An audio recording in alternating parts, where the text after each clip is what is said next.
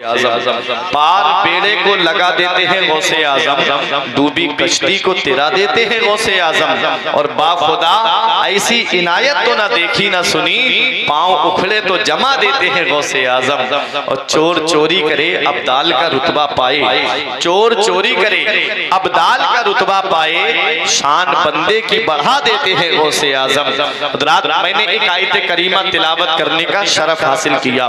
परवरदिगार कुरान मजीद में इरशाद फरमाता है, या अय्युहल्लज़ीना आमनू, ऐ ईमान वालो, इत्तकुल्लाह, अल्लाह से डरो, वकुनू मा सादिकीन, और सच्चों के साथ हो जाओ। अब एक मिनट भी आपका ज़ाय नहीं, माफी ज़मीर आपके सामने। अल्लाह तबारक व तआला ने इस आयत करीमा में ईमान वालों से खिताब फरमाया, ऐ ईमान वालो।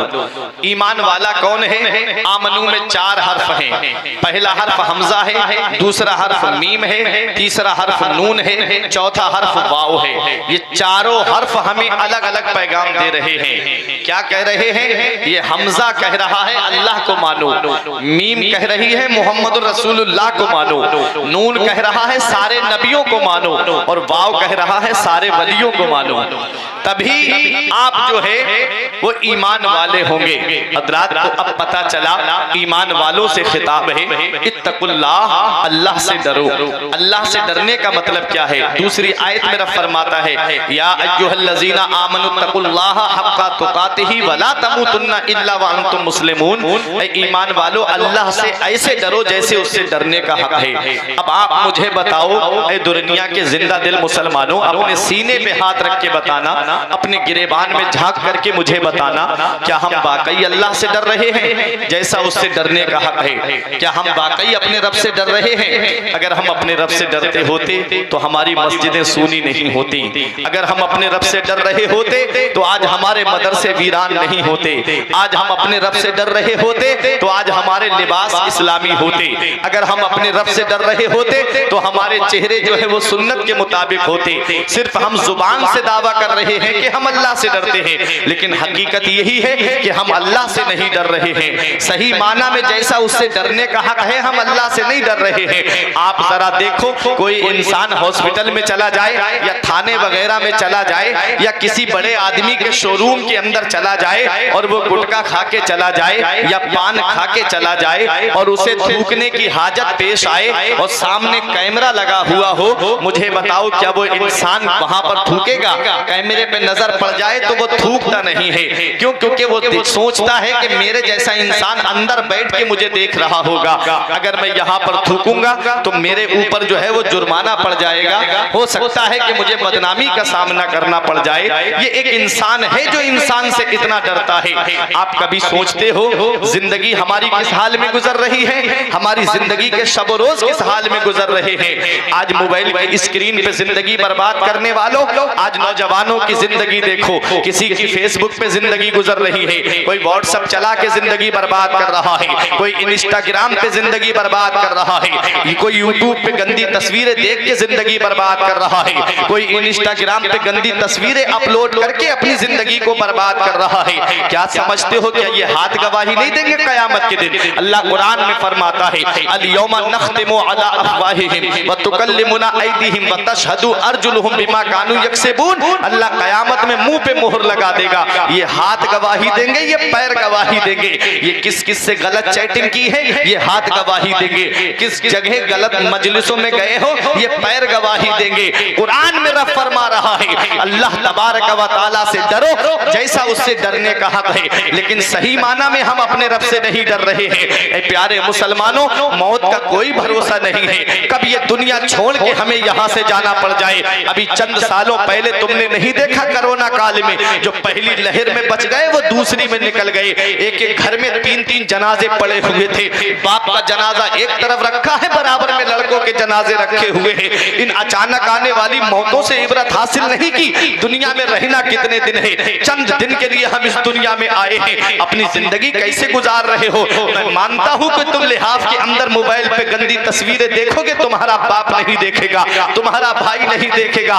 क्या एक बार मुझे ये भी बता दो, क्या तुम्हारा खुदा नहीं देख रहा है? क्या अल्लाह नहीं देख रहा है? क्या मेरा रब तुमको नहीं देख रहा है? क्या माबूद हकीकी तुमको नहीं देख रहा है? जिस रब ने तुमको पैदा किया है, क्या वो रब भी तुमको नहीं देख रहा है? अल्लाह कुरान में फरमाता है, नहनु अक़रबु इलैहि मिन हब्लिल वरीद, हम इंसान की शहरक से भी ज्यादा करीब हैं। शहरक किसे कहते हैं? ये गर्दन के अंदर एक नस होती है, जिसको दबा दिया जाए तो इंसान मर जाएगा। अल्लाह फरमाता है, मैं उस शहरक से भी ज्यादा इंसान के करीब हूँ। बताओ, जो रब हर जगह मौजूद है, जो रब इंसान की शहरक से भी ज्यादा करीब है, एक इंसान के सामने तो तुम डरते हो। अगर गाड़ी का चालान होने लगे यहाँ पर आपके दुरनिया थाने के बराबर में, पुलिस बाइक की चेक इन करने लगे, तुम तनहा घर से नहीं जाते, हेलमेट लेकर के जाओगे, कहीं मेरी गाड़ी का चालान ना कट जाए, कहीं मेरी गाड़ी की वजह से मुझ पे पेनाल्टी ना पड़ जाए, कहीं मुझे पैसे ना देने पड़ जाए। ये एक इंसान है जो इंसान से इतना डर रहा है।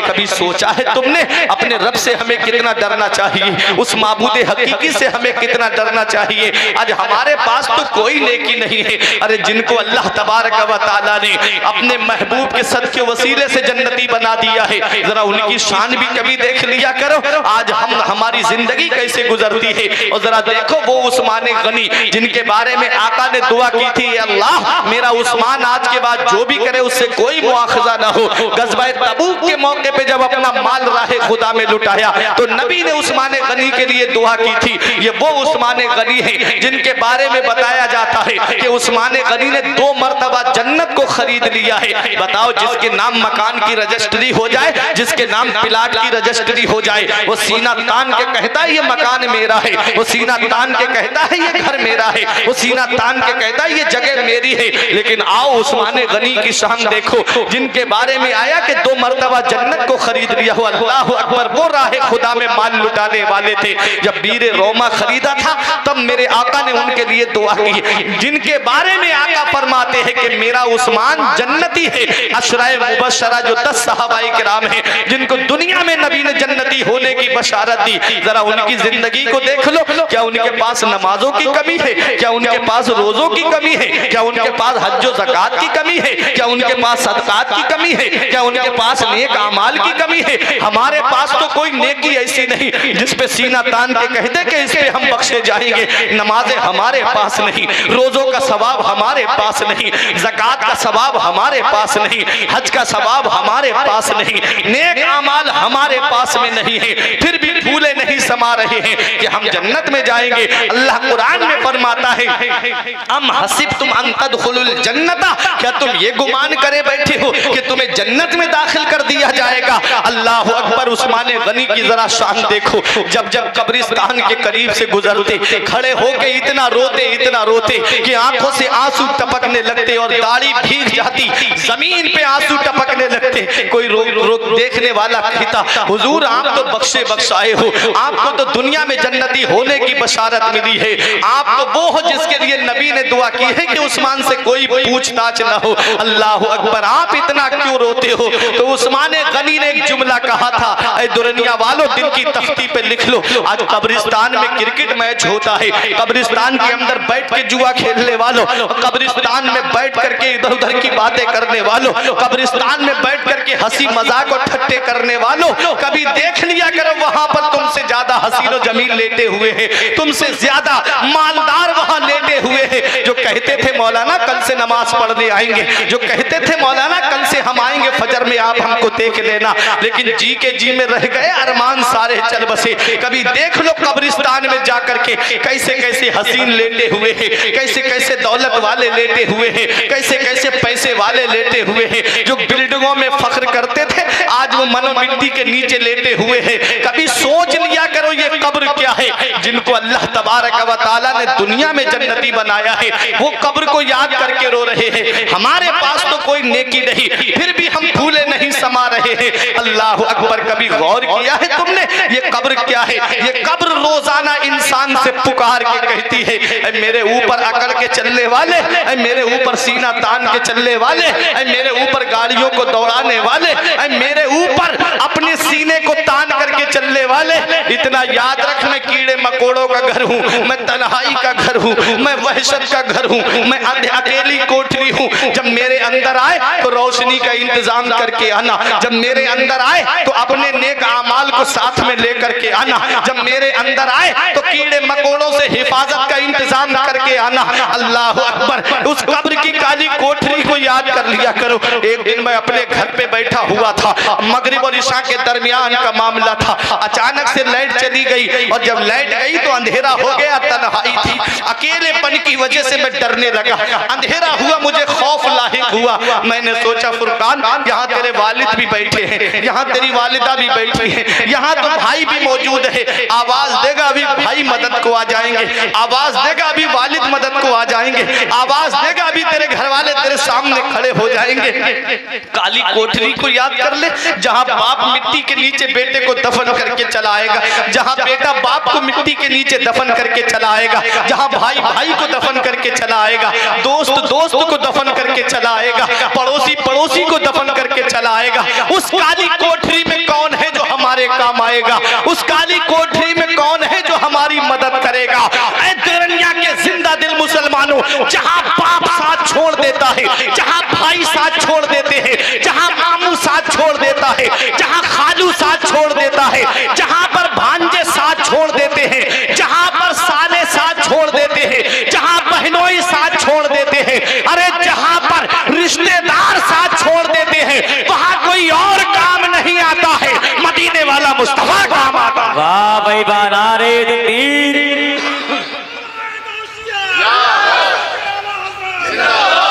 वाह भाई वाह, जिंदाबाद जिंदाबाद, सुभान अल्लाह सुभान अल्लाह। इसी को मेरा इमाम कहता है, कब्र में लहराएंगे ता हश्र चश्मे नूर के, कब्र में लहराएंगे ता हश्र चश्मे नूर के, जलवा फरमा होगी जब तलअत रसूलुल्लाह की, कब्र में सरकार आए तो मैं कदमों पे गिरूं, कब्र में सरकार आए तो मैं कदमों पे गिरूं, गर फरिश्ते मुझे उठाएं तो मैं उनसे यूं कहूं, अब तो पाए नाज से मैं ऐ फरिश्तों क्यों उठूं, मर के आया हूं यहाँ इस दिल रुबा के वास्ते, मैं तो कब्र में जो आया हूँ, मौत ने मेरे ऊपर ये एहसान कर दिया कि पूरी जिंदगी नबी पे सलाम पढ़ते रहे, पूरी जिंदगी नबी पे दुरूद पढ़ते रहे, नबी का दीदार ना हो सका। मौत ने मेरे ऊपर ये एहसान कर दिया कि जैसे ही मैं कब्र में पहुंचा हूँ, मुझे मदीने वाले मुस्तफा का दीदार हो गया। सुभान अल्लाह सुभान अल्लाह। याद कर लिया करो उस काली कोठरी को। जनाजा रहबरी करता है पीछे चलने वालों की, जनाजा रहबरी करता है पीछे चलने वालों की, दिखाता है उन्हें रास्ता जो रास्ता भूल बैठे हैं। भूल गए हम, भूल गए, अभी चंद दिन गुजरे कोरोना को गए हुए, भूल गए। हल्का सा झटका दिया मेरे रब ने, हल्का सा झटका, और अभी चंद दिन पहले एक हल्ला चला, हल्का सा जमीन क्या हिली, लोगों को खुदा याद आया। ये कौम है बस ये अपनी मस्ती में, मोबाइल चलाने से फुर्सत नहीं, यूट्यूब चलाने से फुर्सत नहीं। अरे मेरे अजीजों, मैं तो एक चीज ये सोच में पड़ गया कि 2.5 घंटे की फिल्म बैठ के देख ले रहा है, 15 मिनट मस्जिद में लग रहे हैं, नहीं जाएगा, नहीं जाएगा नमाज पढ़ने, नहीं पढ़ेगा नमाज। और सबसे पहला सवाल कयामत में नमाज का होगा।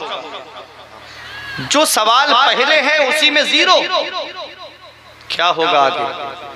इसी को आला हजरत ने कहा था, उनको रहम आए तो आए वरना, उनको रहम आए तो आए वरना, वो करीम मां रहे क्या होना है, छुप के लोगों से किए जिसके गुनाह वो खबरदार है क्या होना है।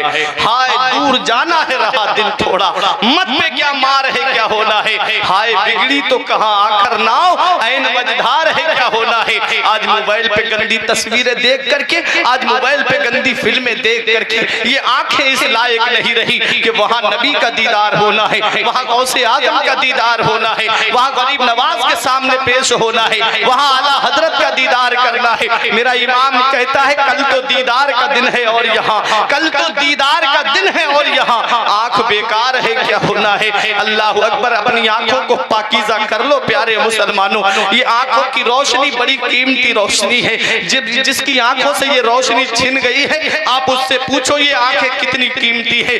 प्यारे मुसलमानों, पूरी जिंदगी की दौलत देने के लिए तैयार है इंसान की आंखों की रोशनी मिल जाए। जाए, लेकिन नहीं, तुम्हारे पास आंखों की रोशनी है।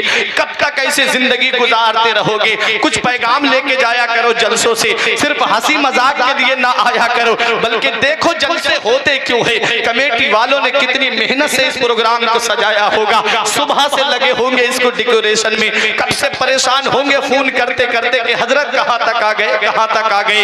ये पूछते पूछते कभी सोच लिया करो फिर ये जलसे होते क्यों है। तहजीब की जात बिगड़ जाती है, उसे संवारने के लिए जलसे होते हैं। मस्जिद का शिकम नमाजियों की गिजा से खाली हो जाता है, तो नमाजियों की तादाद में इजाफा करने के लिए जलसे हुआ करते हैं। लोग रमजान शरीफ के रोजे नहीं रखते तो उनकी फजीलत बता करके रोजे रखने का शौक दिलाने के लिए जलसे हुआ करते हैं। अरे जब लोग मालिक के निसाब होने के बावजूद अपने माल की ज़कात नहीं देते हैं तो ज़कात ना देने में कितना बड़ा गुनाह है ये बताने के लिए जलसे हुआ करते हैं। झूठ बोलने में कितना बड़ा गुनाह है, इसकी क्या सजा है ये बताने के लिए जलसे हुआ करते हैं। आज हम गौसे आजम का जिक्र सुनने आए हैं। करामतें तो बहुत सुनते रहते हो गौसे आजम की, कभी सीरत देख लो गौसे आजम की। अभी सिर्फ मैं इत्तकुल्लाह पे बोल रहा हूँ, इतना याद रखो, अल्लाह से डरो। हम अल्लाह से नहीं डर रहे हैं। आज वो मेरे आका की हदीस पाक आज हमारे निगाहों के सामने है।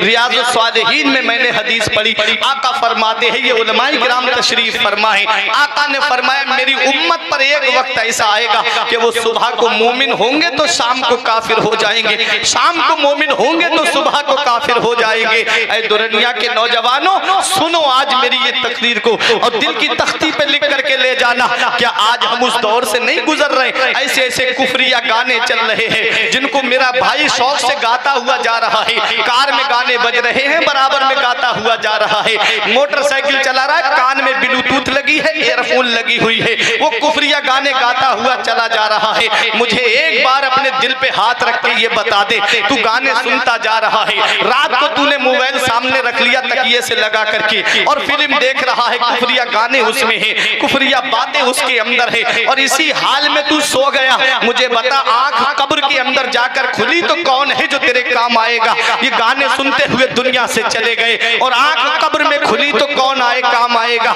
मैंने ऐसे ऐसे हादसे रोड पे होते हुए देखे हैं। अरे चंद दिनों की बात है, इसी दुनिया के करीब भी तो एक हादसा बहुत बड़ा हुआ था। प्यारे मुसलमानों, ऐसे ऐसे हादसे मैंने देखे कि अच्छा रास्ते से गुजर रहा था, इसी हाईवे की बात है जो रामपुर वाला जो हाईवे है, कि एक साइड से रोड जाम था और दूसरी साइड से ट्रैफिक चल रहा था। लड़की वाले उस लड़के को देख के चले गए। उस दिन उसके माँ बाप देखने जा रहे थे, ईयरफोन कान में लगी, ब्लूटूथ कान में लगी। अल्लाह अकबर, गाड़ी तेज दौड़ा के एटीएम से पैसे निकालने जा रहा था, ट्रक से ओवरटेक किया, सामने से दूसरा ट्रक आया, ट्रक के पहिए के नीचे जब उसकी गर्दन का हिस्सा आया ना तो ये आंखों की पुतलियां रोड पे टहल रही थी, रोड पे। अब मुझे बताओ, गाने सुनते हुए दुनिया से चले गए तो क्या होगा कब्र के अंदर? कभी कब्र की काली कोठरी को याद नहीं किया तुमने? रहना कितने दिन है इस दुनिया में? कैसे कैसे जवान दुनिया से चले गए, कैसे कैसे हट्टा कट्टा नौजवान जिनकी सेहत का जवाब नहीं था, जो नाश करते थे अपनी सेहत पे, कब्रिस्तान में लेटे तमन्नाएं कर रहे, मौला काश एक बार और भेज दे, कभी सजदे से सर नहीं उठाएंगे। तुम्हारे पास जिंदगी की सांसें थी, तुम्हारे पास तो जिंदगी की डोर चल रही है, तुमको तो अपने रब की इबादत करनी चाहिए थी।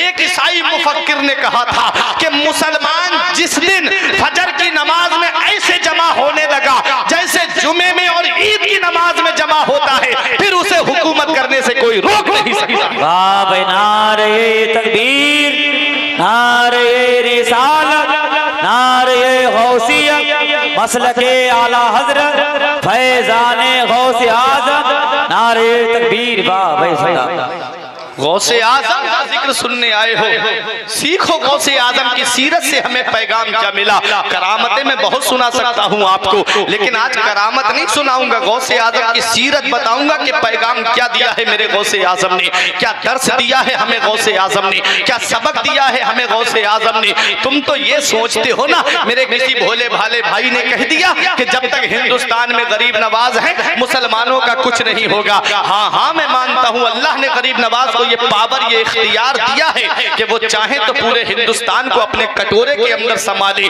लेकिन कभी तुमने इस पे भी गौर किया है, बगदाद की तारीख को भी उठा के देखा है, जब हिलाकू खान ने कसम खाई थी कि तब तक चैन से नहीं बैठूंगा जब तक मुसलमानों की गर्दनें काट के उनके सरों का मीनार नहीं बना दूंगा और आखिरी खोपड़ी में जाकर के शराब पीऊंगा। तारीख बताती है जब हिलाकू खान की फौज बगदाद को तबाह करने के लिए आ रही थी तो हिलाकू खान की फौज को देख के बगदाद वाले अल्लाह के वली की बारगाह में गए, हुजूर बचा दीजिए, हिलाकू खान की फौज आ रही है। अल्लाह के वली कटोरा पलट देते, बगदाद छुप जाता, वो ढूंढते रहते लेकिन बगदाद नजर नहीं आता। फिर उसके बाद हिलाकू खान की फौज दोबारा आई, फिर लोग अल्लाह के वली की बारगाह में आए, हुजूर बचा लीजिए, हिलाकू खान की फौज आ रही है। अल्लाह के वली ने फिर कटोरा पलट दिया, बगदाद छुप गया लोगों की निगाहों से। तीसरी मर्तबा फिर फौज आई, हिलाकू खान ने भेजा लेकिन लोग फिर आए अल्लाह के वली की बारगाह में, हुजूर हिलाकू खान की फौज हमें बर्बाद करने आ रही है। आपने फिर कटोरा पलट दिया, बगदाद छुप गया उन लोगों की निगाह से। अल्लाह अकबर। चौथी मर्तबा हिलाकू खान बोला मैं खुद चलता हूं तुम्हारे साथ में, देखता हूं बगदाद मिलता कैसे नहीं है। जब हिलाकू खान फौज के साथ आ रहा था, तारीख देखो उठा करके, तुम सोचते हो मुसलमानों का कुछ नहीं होगा, आज किसी महकमे में तुम्हारी सुनवाई नहीं, पुलिस महकमे में जाओ तो कोई बात करने के लिए तैयार नहीं, बैंक में जाओ तो दाढ़ी टोपी वालों को हिकारत की निगाह से देख करके एक तरफ खड़ा कर दिया जाता है, डाक खाने में जाओ तो कोई तुम्हारी पूछगछ नहीं। क्यों नहीं है? कभी गौर किया तुमने? वो कौम जो सरदार थी, वो कौम जो हुकूमत करने वाली थी, वो कौम जिसका नाम इज्जत से लिया जाता था, वो कौम मुसलमान की कि ईसाई औरतें अपने बच्चों से कहती थी, रोते थे, बच्चों चुप हो जाओ वरना मुसलमान आ जाएंगे।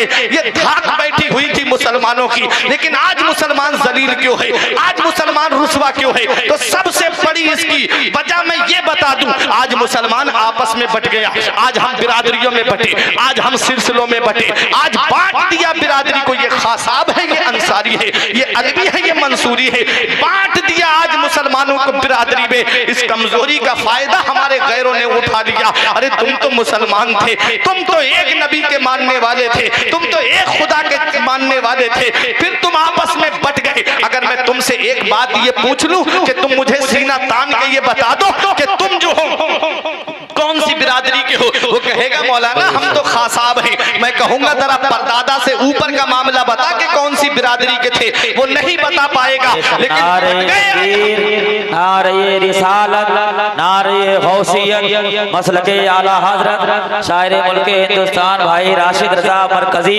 नारे तकबीर, नारे रिसालत, मुफ्ती फुरकान रजा मंजरी जिंदाबाद, सुभान अल्लाह, सुभान अल्लाह, जिंदाबाद। माशाअल्लाह, शायर इस्लाम राशिद रजा मरकजी की आमद हो चुकी है। बस मेरे बाद उन्हीं को आप समाप्त करेंगे। ये प्रोग्राम अभी काफी देर तक चलेगा। बस थोड़ी सी कुछ नसीहत की बातें हैं, अमल कर लेंगे, मेरे लिए क़यामत में बख्शिश का जरिया बन जाएगी। बहुत अच्छा राशिद भाई बैठे। अल्हम्दुलिल्लाह ये शायर भी हैं और अपने वक्त के बेहतरीन आलिम दीन भी हैं। अल्लाह ताला सलामत रखे। देखें मैं अर्ज क्या कर रहा था, बगदाद हिलाकू खां की फौज, जब बगदाद हिलाकू खां की फौज तबाह करने के लिए आई तो चौथी मर्तबा जब अल्लाह के वली कटोरा पलटना चाह रहे थे तो इल्हाम होता है कि अब कटोरा मत पलटो। हमने 3 बार बगदाद वालों को सुधरने का मौका दिया लेकिन ये नहीं सुधरे, अपने गुनाहों से बाज नहीं आए, अपनी अय्यारियों से बाज नहीं आए, अपनी मक्कारियों से बाज नहीं आए। अब इनको कोई कत्ल करने से रोक नहीं सकता। अल्लाह अकबर। अल्लाह के वली ने भी जामे शहादत उनके साथ में नोश कर लिया। तो क्या समझते हो, वो पत्ता पेड़ से गिर जाता है जो अल्लाह के जिक्र से गाफिल हो जाता है, वो जानवर ज़िबाह कर दिया जाता है जो अल्लाह के जिक्र से गाफिल हो जाता है, वो मछली शिकार हो जाती है जो अल्लाह के जिक्र से गाफिल हो जाती है, अरे वो घास काट ली जाती है जो अल्लाह के जिक्र से गाफिल हो जाती है। तुम 5 वक्त की नमाज गायब कर दो, तुम्हारे ऊपर मुसीबतें ना आए, परेशानियां ना आए, ऐसा कैसे हो सकता है? अल्लाह कुरान में फरमाता है वला तहिनु वला तहज़नु व अंतुमुल आलौना इन कुंतुम मोमिनीन। गम मत करो, सुस्ती मत उठाओ, तुम ही बुलंद रहोगे बशर्त के तुम मुसलमान बन जाओ, बशर्त के तुम मोमिन बन जाओ। एक बार अपने सीने पे हाथ रख के मुझे बता दो, क्या हम मोमिन बने, क्या हम मुसलमान बने? नबी फरमाते हैं मोमिन की तारीफ करते हुए, मुसलमान की तारीफ करते हुए आका फरमाते हैं अल मुस्लिमु मन सलिमल मुस्लिमून मिन लिसानिही व यदी। मुसलमान वो है जिसके हाथ से और जुबान से दूसरे मुसलमान महफूज रहे। बताओ कि आज हमसे हमारा भाई महफूज है? आज हम अपने भाइयों को जुबान से गाली देते हैं, हाथ से तकलीफ पहुंचाते हैं, पैर से तकलीफ पहुंचाते हैं। आका फरमाते हैं मोमिन मोमिन के लिए बुनियाद में लगी हुई ईंट की तरह है, एक ईंट दूसरी ईंट को मजबूत करती है। आप मुझे बताओ, क्या हम अपने भाई को तकबीयत पहुंचा रहे हैं? क्या हम अपने भाई को मजबूत कर रहे हैं? नहीं। अगर कोई भाई तरक्की करने लगे तो हम सोचते किसी तरीके से इसे नीचे लाया जाए, इतना पैसा इसके पास कहां से आया, इतनी दौलत इसके पास कहां से आई। बजाय हम उसकी तरक्की को देख करके खुश हो, हमने जलन शुरू कर दी, हमने हसद शुरू कर दिया। हसद क्या है? शेख सादी फरमाते हैं कि हसद नेकियों को ऐसे खाता है जैसे आग लकड़ी को खा जाती है, और हदीस पाक भी है। और मेरे आका हुजूर सल्लल्लाहु अलैहि वसल्लम ने हसद के ताल्लुक से फरमाया है कि हसद नेकियों को ऐसे तबाह कर देता है जैसे आग लकड़ी को जला देती है। अल्लाह अकबर। कभी गौर किया आपने? ये हसद है, ये हसद है। आका ने फरमाया ना मेरी उम्मत बनी इसराइल 72 फिरकों में बटी थी, मेरी उम्मत 73 फिरकों में बटेगी। 72 जहन्नम में जाएंगे, एक फिरका जन्नत में जाएगा। वो जहन्नम में जो जाने का सबब होगा वो कभी गौर किया आपने क्या होगा? वो हसद होगा, हसद। राशिद भाई, वो हसद होगा, हसद। अब आप कहोगे मौलाना कोई दलील? तो मैं बताऊं। हसद के अदद देखें आप, हे के 8, सीन के 60, कितने हुए? 60 और 8 कितने हुए? 68, और दाल के 4 कितने हुए? 72 हुए। ये हसद के अदद हैं। जो 72 फिरके जहन्नम में जाएंगे वजह हसद होगी। कोई हजरत अमीर मुआविया से हसद करता है, कोई सहाबा से हसद करता है, कोई नबी की शान में गुस्ताखी करता है, हसद उनको भी है। ये हसद एक ऐसी चीज है जिसके दिल में आ जाता है ना, वो खुद तो घुलता ही रहता है, बीमारियां लगाता ही रहता है, और दूसरों को भी अपने हसद के जरिए वो तकलीफ पहुंचाता रहता है। ये हसद के बारे में आका ने फरमाया जिसके दिल में राई के दाने के बराबर भी हसद होगा वो जन्नत में नहीं जाएगा। अल्लाह अकबर। ये हसद क्या है? अगर किसी भाई को अल्लाह ने तरक्की दी है तो आप दुआ करो या अल्लाह उसको और तरक्की अता फरमा, उसके सदके में मुझे भी तरक्की अता फरमा। ये रश्क है, रश्क। ये करना सवाब है और हसद करना गुनाह है। अब आओ जरा देखो, आज बांट दिया मेरी कौम को, आज बिरादरियों में हम बटे, आज हम पीरों के नाम पे बट गए। एक किसी दूसरे पीर का मुरीद है तो वो दूसरे पीर को देखना गवारा नहीं करता, कहता है कि नहीं मैं इसकी क्यों बात करूं। ऐसी अंधी तकलीफ चल रही है आज के दौर में कि कोई किसी दूसरे पीर को देखना ही गवारा नहीं करता। अल्लाह अकबर। ये आज दौर है मेरा, मैं क्या बताऊं आपको। इसने बांट दिया मेरी कौम को। बिरादरियों में हम बटे, सलासिल में हम बटे, पीरों के नाम पे हम बटे। इसी का फायदा गैरों ने उठाया और वो आज हमारे ऊपर कब्जा करे हुए हैं। याद रखो, मैं एक सवाल आपसे करता हूं। गरीब नवाज ने 95 लाख यानी 1 करोड़ के करीब लोगों को इस्लाम में दाखिल किया था। उन 1 करोड़ की 10 करोड़ औलाद हिंदुस्तान में आज मौजूद है। बताओ वो कौन सी बिरादरी के थे? बताओ वो कौन सी बिरादरी के थे? तुम नहीं बता पाओगे कौन सी बिरादरी के थे तो फिर लड़ाई कैसी, फिर झगड़ा कैसा? हमने कुरान की आयत पढ़ी है, इन्ना अकरमकुम इंदल्लाहि अत्काकुम। अल्लाह की बारगाह में सबसे ज्यादा इज्जत वाला वो है जो सबसे ज्यादा परहेजगार है।